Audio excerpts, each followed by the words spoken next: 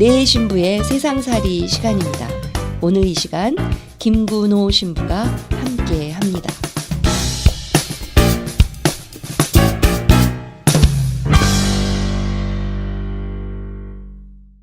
안녕하십니까. 내 신부와 함께하는 세상살이, 저는 김군호 신부입니다. 네, 오늘 저와 함께할 이 시간에서는 사회교리에 대해서 배우고자 합니다. 사회교리에 대해서 아시는 분들도 많으시지만 의외로 제 주위에 사회교리가 무엇인지 모르시는 분들도 많으셔서 오늘 저에게 주어진 이 시간들을 통해서 그 사회교리에 대해서 여러분들에게 소개하고자 합니다. 제가 만난 신자분들 중에 이런 의문을 가지신 분들이 참 많았습니다. 어떤 의문이었냐면, 신자로서 어떻게 살아가는 게 잘 살아가는 것입니까? 라고 묻는 분들이셨어요. 문득 생각하면 어떻게 살아가면 잘 살아가는 걸까? 미사 드리고, 기도하고, 죄 짓지 않고, 착하게 살아가는 것. 사실 많은 분들이 그렇게 막연하게 생각하시는 분들이 많으세요.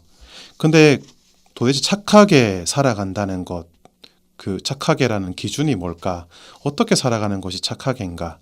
사실 거기에 대해서 자세하게 묻기 시작하면 조금 더 혼란스러울 수밖에 없는 것 같습니다. 어쩌면 사회교리는 바로 신자로서 어떻게 살아가는 것이 옳은 모습으로 사는 것일까? 어떻게 살아가면 하느님 뜻에 따라 살아가는 것일까? 어떻게 하면 우리가 신자로서 잘 사는 것일까? 어떻게 살아가는 것이 우리가 착하게 신앙인답게 살아가는 것일까? 어쩌면 그 고민에 대한 정답이 바로 저는 사회교리 안에 있다고 생각합니다. 사회교리는 바로 사회와 경제와 우리 생활 전반에 대한 교회의 가르침을 담은 것이 바로 사회교리이기 때문입니다. 그러면 우리 천주교 안에 있는 믿을 교리라고 하는 교리가 있는데, 믿을 교리와는 어떤 차이가 있는가라고 또 의문을 가지실 수 있습니다.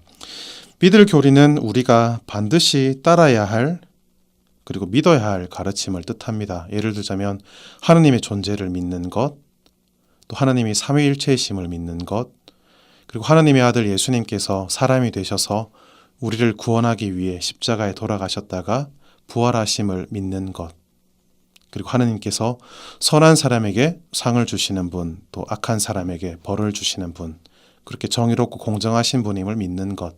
근데 그것을 사실 믿을 교리라고 부릅니다. 믿을 교리와 사회교리는 뭐가 다를까? 믿을 교리는 어쩌면 시대가 바뀌어도 변하지 않는 불변의 진리를 뜻한다면, 이 사회교리는 우리가 살아가는 삶에 대한 교리이기 때문에 시대가 바뀔 때마다, 또 사회 환경, 정치, 경제적 환경이 바뀔 때마다 조금씩 달라질 수 있는 가르침입니다. 그 차이가 있다고 할 수 있겠습니다. 믿을 교리는 절대적으로 변하지 않는 불변의 교리라면, 이 사회 교리는 조금씩 달라질 수는 있는 가르침. 예를 들자면 과거 사람에게 자유가 제대로 주어지지 않던 시절에 사람에 대한 가르침과 지금 모든 사람의 자유를 누리는 상황에서의 사회적 가르침은 당연히 다를 수밖에 없다는 것입니다. 어쩌면 우리가 신자로서 착하게 살 수 있는 실천적인 가르침, 그것이 바로 사회교리고, 어쩌면 우리 신자로서 믿어야 되는 교리, 바로 믿을 교리라고 할 수 있습니다. 어쩌면 사회교리는 단순히 믿어야 되는 교리라기보다는 우리가 신자로서 더 잘 살기 위한 따라야 될 교리라고 생각하시면 좋겠습니다.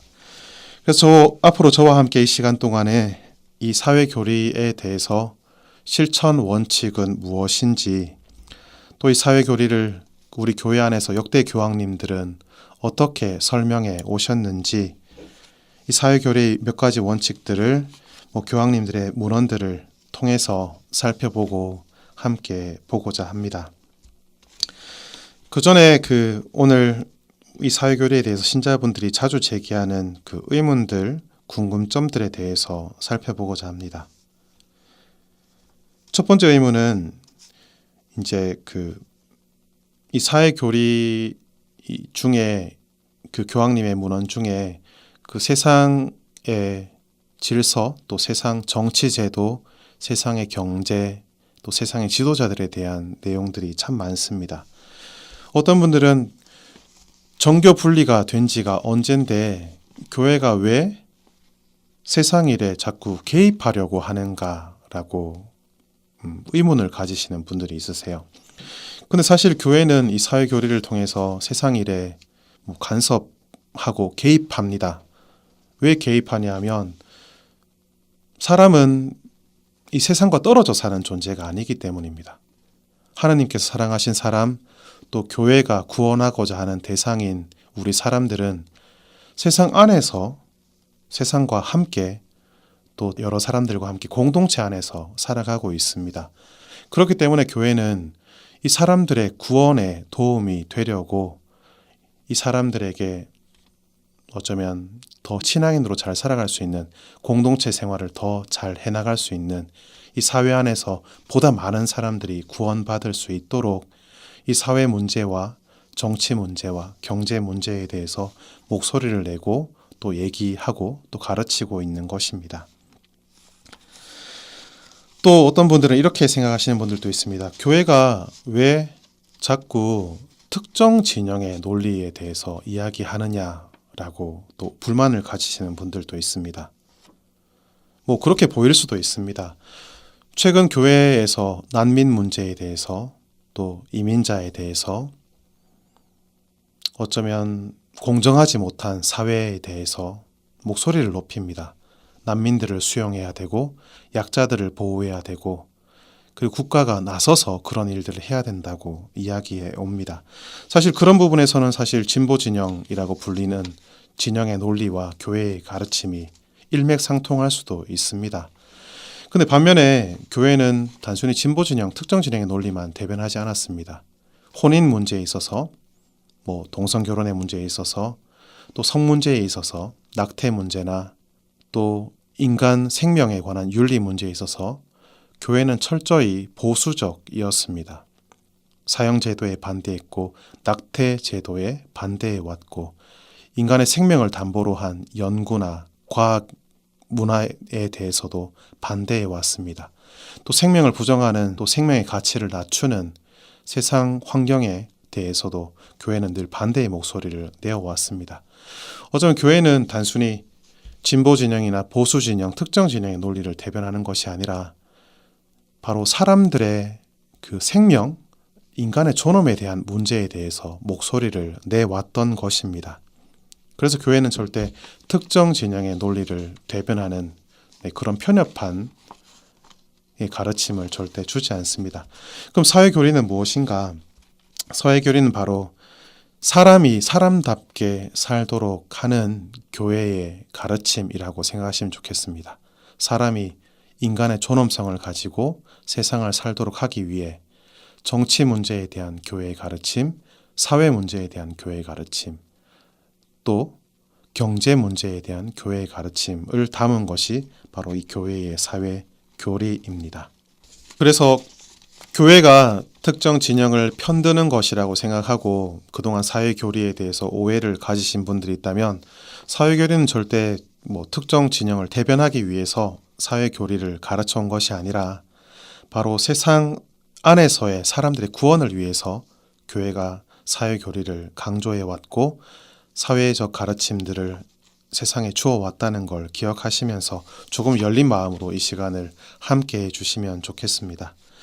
그래서 다음 시간에는 이 사회 교리의 안에서 핵심적인 원칙이 무엇이 있는지 그 원칙들에 대해서 살펴보고자 합니다. 그 이후에는 교황님들의 문헌들을 통해서 어떤 과정을 통해서 교회가 이 사회적 가르침들을 주어 왔는지, 세상에 대해서 어떤 이야기들을 했고 또 어떻게 세상이 살아가길 바라는지, 그리고 구체적으로 교회가 어떤 상황에서 어떤 목소리들을 내왔는지 몇 가지 예를 통해서도 살펴보도록 하겠습니다. 오늘 이 시간 저와 함께 해주셔서 감사드립니다. 안녕히 계십시오.